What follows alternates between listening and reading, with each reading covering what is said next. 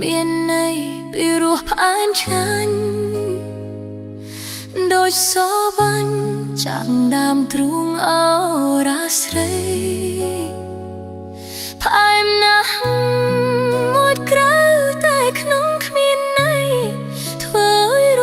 លរូបស្ត្រីខូចក្តីប្រាថ្នាស្រឡាញ់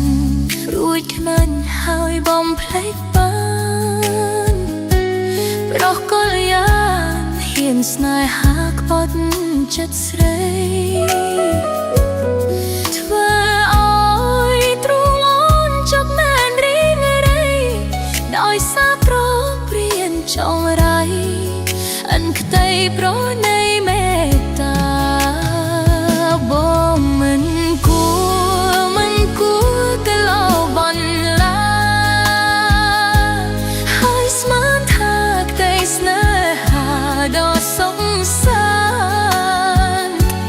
ឃើញនរកស្មានថាជាសួគ៌វិមានឃើញអាក្រក់ប្រែជាលោបានអស់ចាណាស់សងសារខ្ញុំហើយចុះយើងល្មមអស់កំពីហើយជាចំលើយដែលត្រូវឆ្លើយគ្រាអវសានសូមបងទៅចូលរស់ដោយសុខសាន្តជាតិនេះអូនជាខកខានស្មើលាលុះជីវិតខ្សែ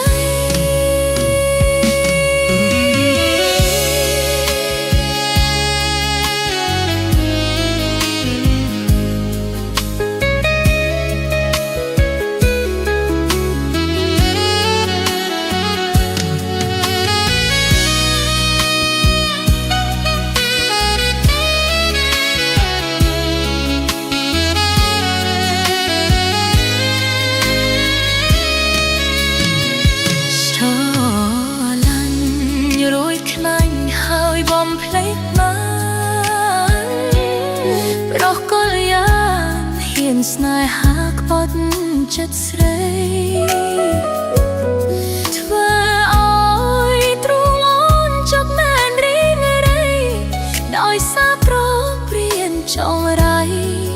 អិនក្តីប្រណីមេត្តាបងមិនគួរទៅឡោបន្លាស្មានថាក្តីស្នេហាដ៏សុខសាន្តឃើញនរកស្មានថាជាសួ